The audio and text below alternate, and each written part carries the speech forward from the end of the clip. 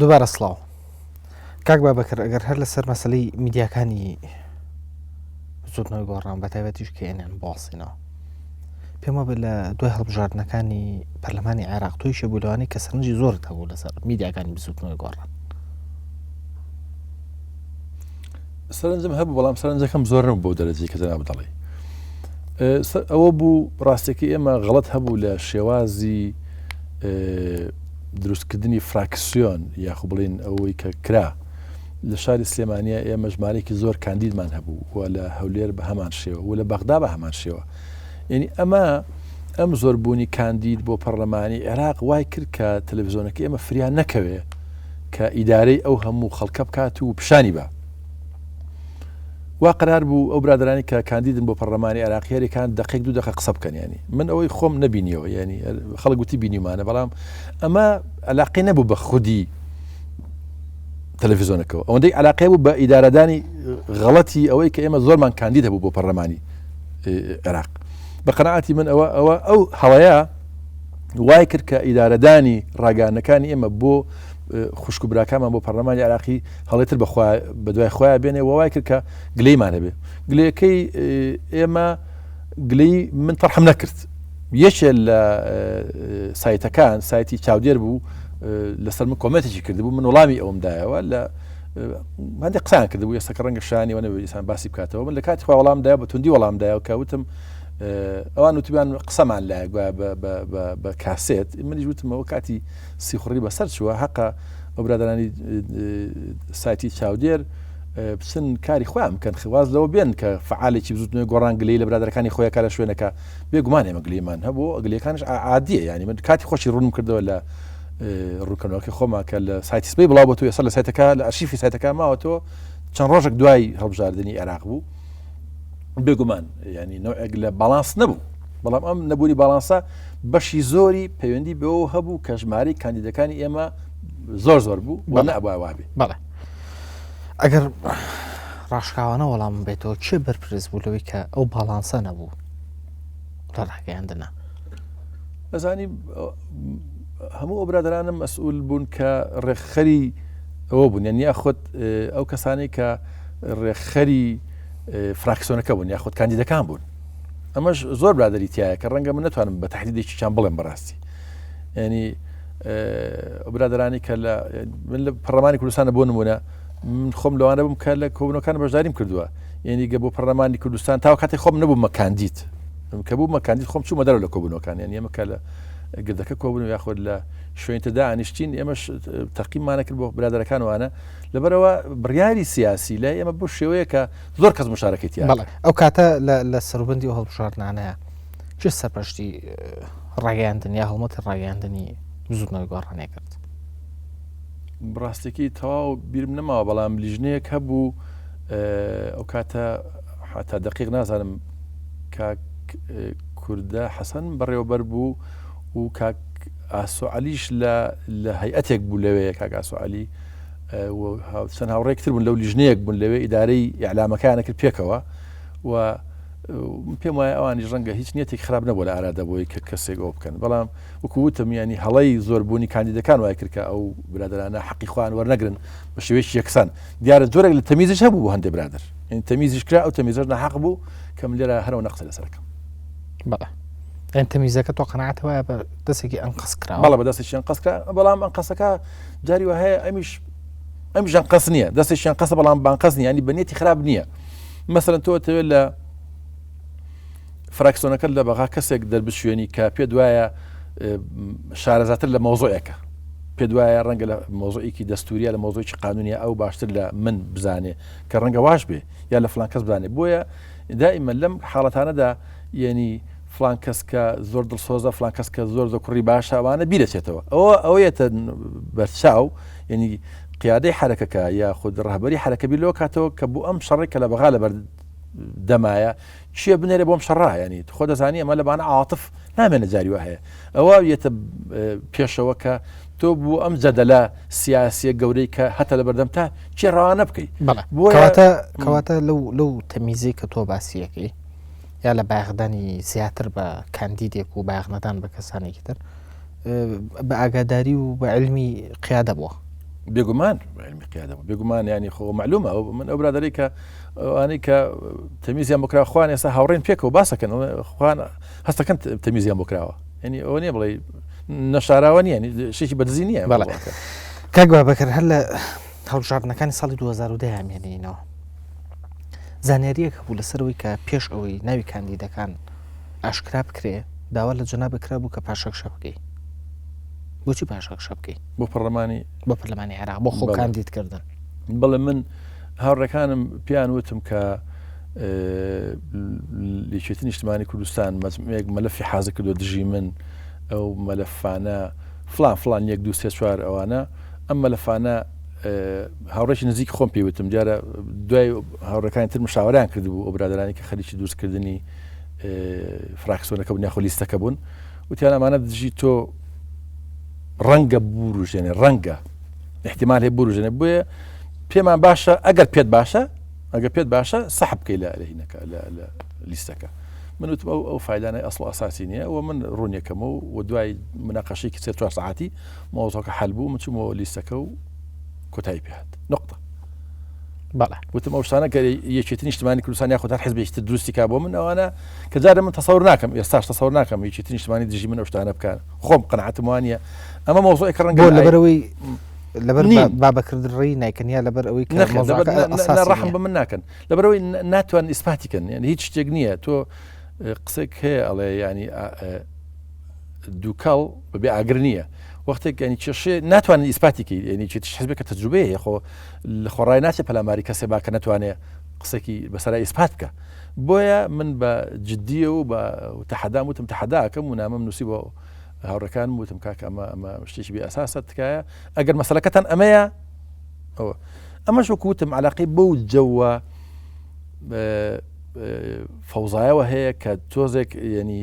حزبی سیاسی مەترسی هەیە لەسەر ئەوەی کە لە کاتی انتخاباتە کاتێک حساس و هەستیارە نەوەکو یەکێ لە ئەندامەکانی زەربە بخوا دیارە من زۆر بێگومان بێتاقەت بووم بەڵام هاوڕەکان من قسانی کەسە بۆ جەنابێکم بۆیان کردم کە لە کاتی انتخاباتە ئینسانە بیلۆ بکاتەوە کە خۆی لەکوێیە و خۆی لەکوێ معادلەکایە چەند دڵسۆز بووی چیت کرد بۆم حرەکەی ئەوە ناخوا ئەوەیە کە ئەم گروپە ئەم کاروانی کە بڕێ ئەکرێ بۆ پەرلەمان ئەم کاروانە یاخود ئەم پرۆسەیە بەگشتی زەربە نەخوا مش لەبەر ئەوە لە زۆر مەسەلە سکوتم کرد و زۆر دوای نەکەوتم و جۆم نەدایەوە مۆزۆکە چوە ئاقاری خۆی و چوومە ئەتیادی بوو تا چۆن هەستە کرد کە ئەو بابەتە خاڵی دەستپێکی لێدانی تۆ بوو لەو پرۆسەیە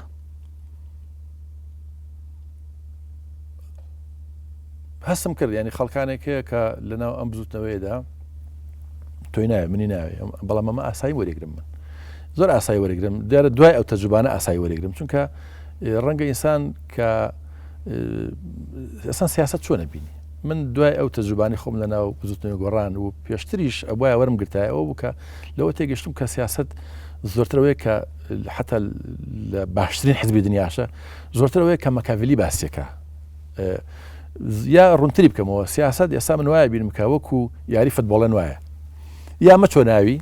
بیان کە چویتە ناوی ئەبێ تر شەقت بەرەکەوێ شەق ئەهاوی پاڵە پێوە ئەنێن ئەکەویت و جاری وایە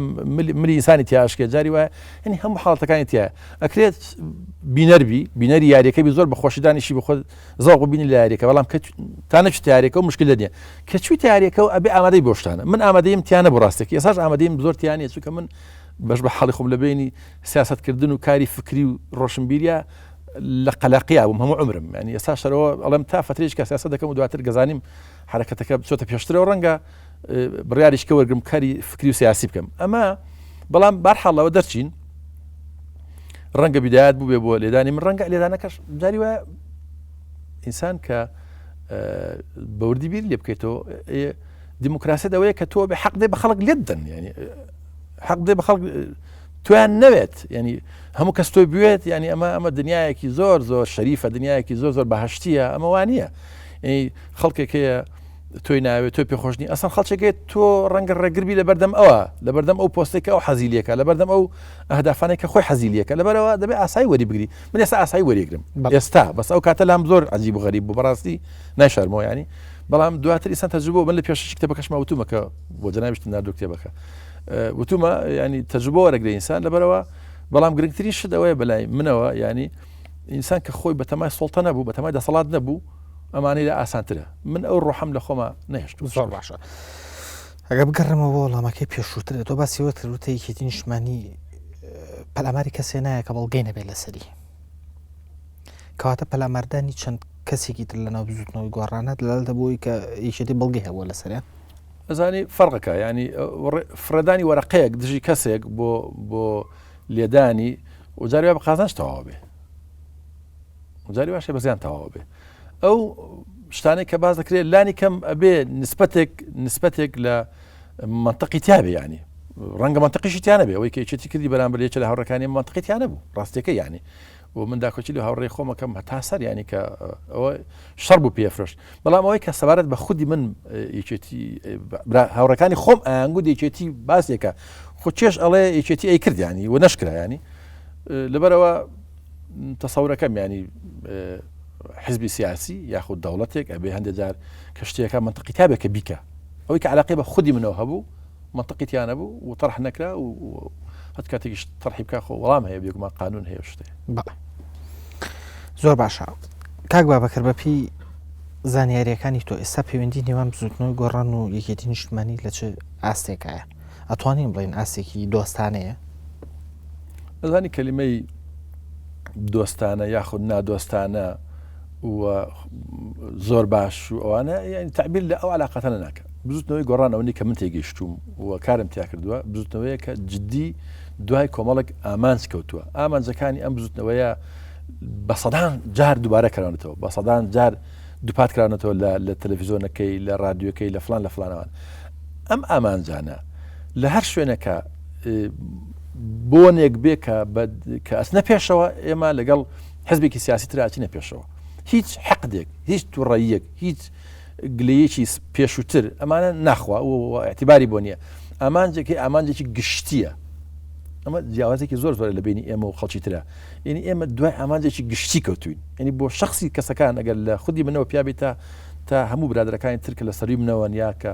لە هاوڕێی منن یانی تەماشا بکەی کەس دوای بەرژەوەندی شخصی خۆی ناکەوێت بەرژەوەندێکی گشتی هەیە کە بۆ نمونە بریتە لەوەی کە بودجێ ئەم وڵاتە بە شێوەیەکی شەفاف و پاک و نەزیه سەرف بکرێ ئێمە ئەگە بزانین حزبێکی سیاسی دوای ئەم هەدافەکەوێ ئێمە مەرحەبایەکەن و لێ نزیکە بینەوە و ڕێزی یەگرین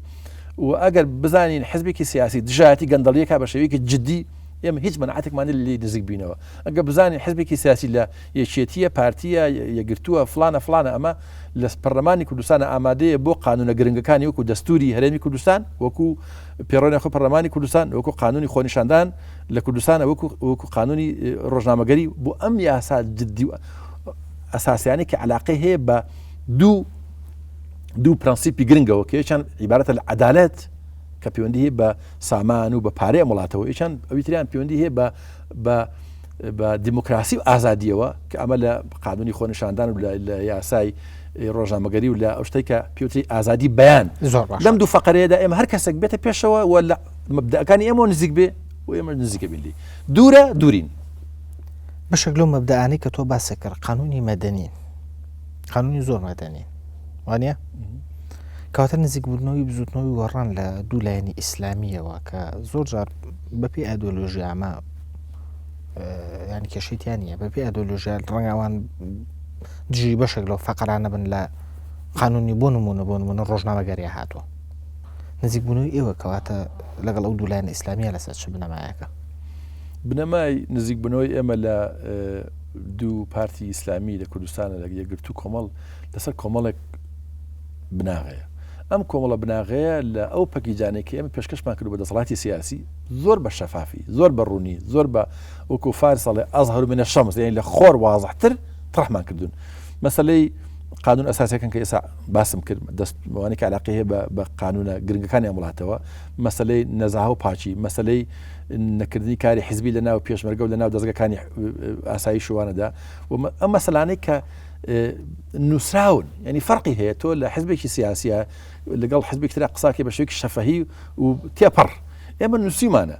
ئەم بەڕێزانە لە یەکگرتووی ئیسلامی لەگەڵ کۆمەڵی ئیسلامی متفق بوون لەگەڵ ئێمە لەسەر ئەم پرەنسیپانەی کە بەلامانە زۆر گرنگن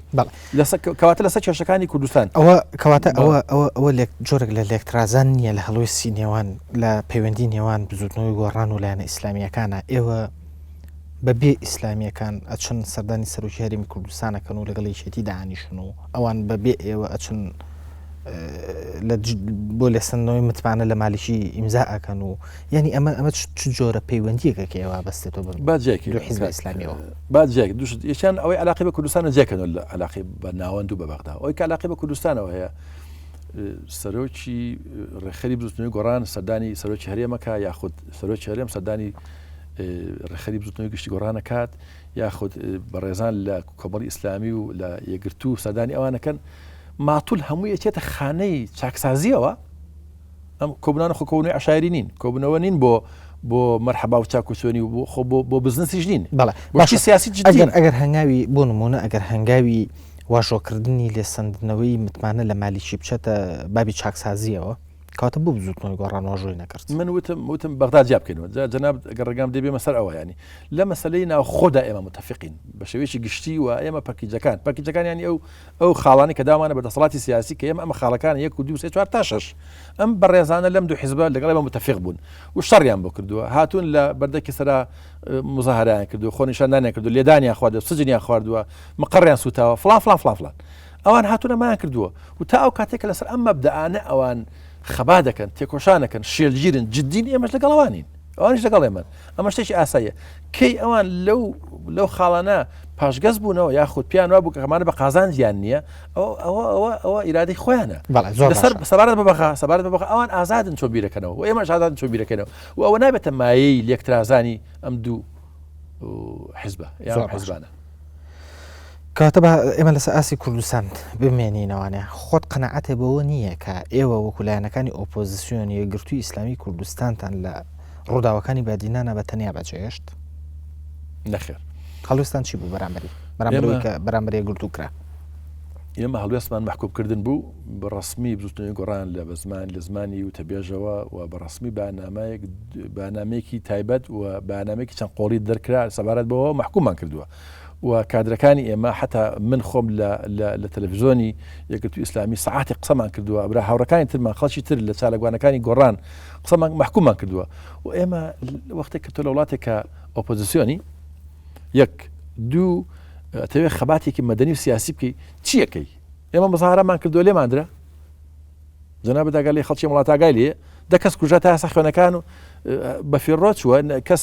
سزا نەدراوە و ئێمە ئتر محکومیەکەین بە شێوی سیاسی و بە شێوی ئەخلاقی یعنی ئێمە وتومانە ئەم سووتاندنی مەقەڕاتی یەکگرتووی ئیسلامی کارێکی محکومە وتومانە کللتوری سووتاندن کللتورێکی محکومە کللتوری لێدانی ناحەزەکانی خۆت نارەکانی خۆت بە شێوەی توندوتیش محکومە و خەڵکی ئەم وڵاتەمان هوشار کردوتەوە لەسەر مەسەلەیە دانەنیشتوین ینی هەر بە قسە لە ئەشکەوتێکە ئێمە مکەبەرێ دەسە بگرین و قسە بکەین چین لە ناو خەڵکە قسەمان کردو لە تەلەڤیزۆنی خۆمانەوە لە شوێنەکانی ترا لە میدیاکانی ترەوە قسەمان کردووە وتمانە ئەی خەڵکی کوردستان لە منتیقی بادینە لە فلان شوێن برادرانی یەکگرتوو هەر حیزبێکی تری سیاسی جگە لە یەکگرتوو مەقەڕەکەی بسووتیان لێ محکومە ینی مەسەلەکە ئەوە نییە ئەمە یەکگرتووە جیاوازی بیر و ڕای لەگەڵ فلان هەیە فیسار هەیە ینی ئەمە ناکرێت تۆ کەسێک لەگەڵ تو ناتە بابوو چی ماڵەکەی بسووتێنی ئەمە وتمانە ترساندنە ئەمە تۆقاندنی خەڵکە کاتی خۆ محکوممان کردو پێم وایە ئێمە قەرزاری کەس نین دەڕۆ کاک بابەکر ئەگەر لە کوردستانەوە ڕۆینە مەسەلەکانی قەیرانەکەی ئێستای عێراق بۆچی بزوتنەوەی گۆڕان واژۆی لەسەر لەسەندنەوەی متمانە لە مالیکی نەکرد لەبەر دوو شت یەکیانەوەی کە مالیکی مەدامە نەناوە زۆرمانم قسەی کردووە مالیکی لە ئیتفاقی هەولێر و پێش هەولێر و لە ساڵەکانی زووەوە ئەو بەڕێزانەی کە لەگەڵیان نزیک بوون هێناویانە و ئێستا تەسبیت بووە لە مۆقع لە بەغدا و ئێستا جێگیر بووە و بازەکرێ و بە حەقیش بازەکرێنی ئەو شتانی کە بازەکەن لەسەری ڕاستە لە مۆزوعی پێشەکردنی دەستورە لە مۆزوعی محارەبەکردنی مادی سەوچلە لە مۆزوعی نەوت و غازە لە مۆزوعەکانی تری ینی قۆڕەخکردنی دەسەڵات ئەمان هەمووی ڕاستە بەڵام چێ ماندوو بووە بەهێنانیەوە بە هەر ئەویش ماندوو بێ بەلابردنیەوە ئەمە نقطەیەکی خاڵێکی تر ئەوەیە کە شێوازی ئیدارەدانی ئەم جەدەلە لەگەڵ بەغدا شێوازێکە کە ئێمە پێمان باش نەبوو یا من شخصی خۆم ڕێی خۆمەڵم تەمان لێرە من پێم وایە ئەوایە زەمینە سازی بکرێ بۆ ئەوەی کە لەگەڵ مالیشی ئەم مناقەشەیە بکرێ لە بەغدا ئێمە کورد گۆڕانە کورد ژمارەیەک پەرلەمانتاری زۆری هەیە نزیکی 6 کەسی هەیە ژمارەیەک وەزیر و جێگر وەزیری هەیە هەموو خەڵکی ناسرا و ماشەڵڵا هەموو عالەمان ناسێ ئەکرا ئەمانە تحریک بکرێن قسە بکەن لەسەر مالیکی و بەرچاوی ئەم ملەتە ئێمە ڕوومکەنەوە کە بەڵێ مالیکی لە فلان ڕۆژە لەناو جێش عێراقیە فلان شتی کرد و بابەکر زێباری هات لە هەولێر مؤتەمەرێکی سوحەفی کرد و کەم و کوڕەکانی مالیکی کەشف کرد بۆ خەڵکی کوردستان بۆ خەڵکی عێراقیش کە مالیکی واکە نایڵێ کورد بۆ نمونە لە ناو جێش عێراقی هەبێ بۆ نمونە کاک بشار زێباری سەفەرێکی خۆی بۆ میسر یا بۆ وڵاتێکی تر ڕائەگرێتەوە لە بەغا کۆنفرانسێکی سەحەفیە کا دەڵێ کاکە لەگەڵ مالیکی ئیش ناکرێت چونکە لە سەر دەستور واکات واکات بۆ نمونە فلان کاک لەتیف ڕەشیدە کاک فلان ئەمە وەزیرە و گوزیرە هەیە لە بەغا بە ئەوان قسە بکەن یعنی قاعیدەکە لای ئێمە ئەوایە کە سەرۆک ڕئیس قسەکەری ئەخیر بێت لە مەسەلەکانە بۆ ئەوەی کە مەجالێکە بێ بۆ گفتوگۆ بۆ مناقەشە مەجالێکە بێ بۆ پاشەکشێ مەجالێکە بێ بۆ ئەوەی کە هەموو وەرەقەکان فڕە نەدرێ بە یەکجاری ینی بەلای منەوە یاخودەوەی کە من تێگەشتوم لە ناو بزوتنەوەی گۆڕان ئەم دوو خاڵە هەیە یەکیان چۆن هاتووە چۆن هێنراوە بە ئەوانە مادوو بن پێی لای بەرنەوە دووەمیشانەوەی کە شێوازی ئیدارەدانی جەدەل و نیقاش لەگەڵ پیاوێکی وەکو مالیکی یاخود ئەم جەدەلەی کە لە عێراق هەیە لە بینی شیعە و سونە و کوردە چۆن جەدەلەکە ئیداراکەی نابێ خۆ ئەوانی کە لە بەغان لە ئەشکەوتەکە خەویان لەکەوتی بێت تۆ لێرە قەراری سەحبی سیقە زۆر باشە کاتی بەرنامەکەم زۆر کەمیمەوە وەکو دوا پرسیار